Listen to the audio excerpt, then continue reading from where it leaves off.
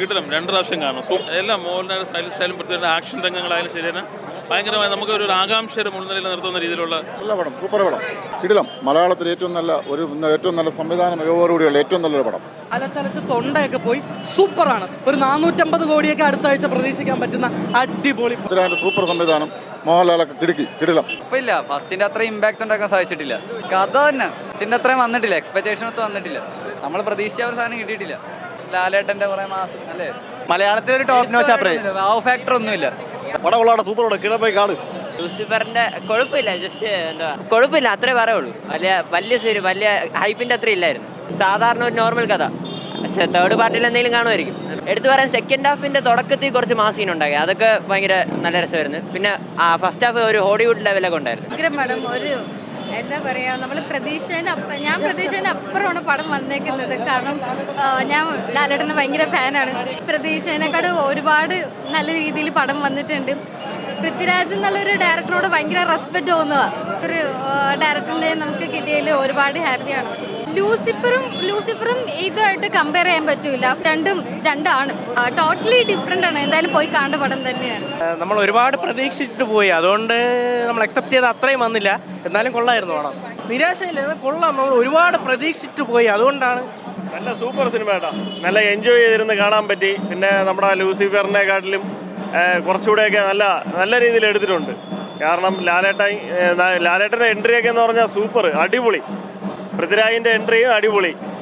നല്ലൊരു ഹൈപ്പുണ്ട്. നല്ല super director super, നല്ല രീതിയിൽ എടുത്തിട്ടുണ്ട്. ലൂസിഫറിനെക്കാട്ടിലും മേലിൽ പോകുമെന്ന് ചോദിച്ചാൽ ഇത് ശരിക്കും ലാലേട്ടൻ എന്താണെന്ന് കാണിക്കുന്ന കഥയാണത്. അടിപൊളി. ലൂസിഫറിനെക്കാട്ടിലും മേലിൽ പോവും എന്തായാലും. അടിപൊളിയായിട്ടുണ്ട്. എടുത്തു പറയാൻ മേക്കിംഗ് തന്നെയാണ്.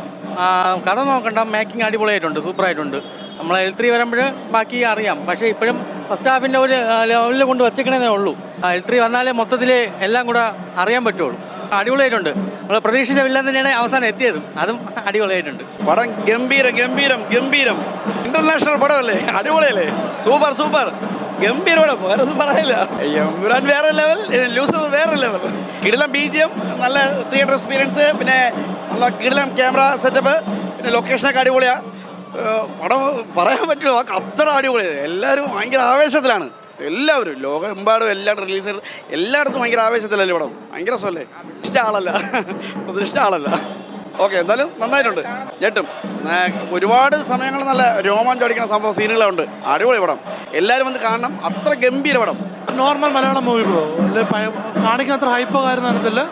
ഒരു നോർമൽ മലയാളം. പിന്നെ കുറച്ച് സീൻസ് മാത്രം, ബാക്ക്ഗ്രൗണ്ട് സ്കോറിങ് കുറച്ച് സീൻസ് മാത്രമുള്ള, അപ്പാർട്ട് ഫ്രം ദാറ്റ് ഒരു നോർമൽ മൂവി, അത്രേ ഉള്ളൂ. 1-2 സീൻസ് നല്ലതാണ്, പിന്നെ അതിൻ്റെ മേക്കിങ് നല്ലതാണ്. പക്ഷേ ഈ പറയുന്ന അത്ര ഹൈപ്പും അത്ര ഇതൊന്നുമില്ല. നോർമൽ ഒരു മൂവി ആയിട്ട് കണ്ടു കഴിഞ്ഞാൽ ഓക്കെയാണ്. കുറച്ച് വ്യത്യാസമുണ്ട്, പക്ഷേ എങ്കിലും അപ്പാർട്ട് ഫ്രം ദാറ്റ് കുറച്ച് കാര്യങ്ങളൊക്കെ മൂവി നല്ലതാണ്. പിന്നെ നമ്മൾ എടുത്ത് മാത്രം ഹൈപ്പ് അത്രയ്ക്കില്ല, അത്രേ ഉള്ളൂ. പടം നമുക്ക് കിട്ടിയ ഹൈപ്പ് വെച്ചിട്ട് അത്രയ്ക്ക് ഉണ്ടോ എന്ന് ചോദിച്ചാൽ എനിക്ക് അറിയത്തില്ല. പക്ഷേ മോഹൻലാലിൻ്റെ ഒരു ഫാക്ടർ ഉണ്ടല്ലോ, മോഹൻലാൽ എന്നുള്ളൊരു ഫാക്ടർ, അത് ഫസ്റ്റ് ഹാഫിലില്ല. പക്ഷേ ഒരു സെക്കൻഡ് ഹാഫിൽ ഒരു മാസ് ഫൈറ്റ് അങ്ങനത്തെ സംഭവങ്ങളൊക്കെ ഉണ്ട്. പക്ഷേ ഹൈപ്പിനുള്ളതുണ്ടോ എന്ന് ചോദിച്ചാൽ ഐ കാൺ സേ ദാറ്റ്.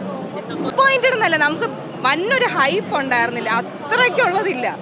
അങ്ങനെ ഈ ഇത്രയും കയറ്റി വെച്ചിരിക്കുന്നതിൻ്റെ അത്രയ്ക്കൊന്നുമില്ല. പക്ഷേ ലാലേട്ടൻ ഫാക്ടർ എന്നുള്ളത് ആ ഒരു സെക്കൻഡ് ഹാഫിൽ കുറച്ച് ഭാഗം മാത്രമേ ഉള്ളൂ. ഇപ്പം ലൂസിഫർ ആണോ എമ്പുരാനോ എന്ന് പറഞ്ഞാൽ my personal opinion is Lucifer.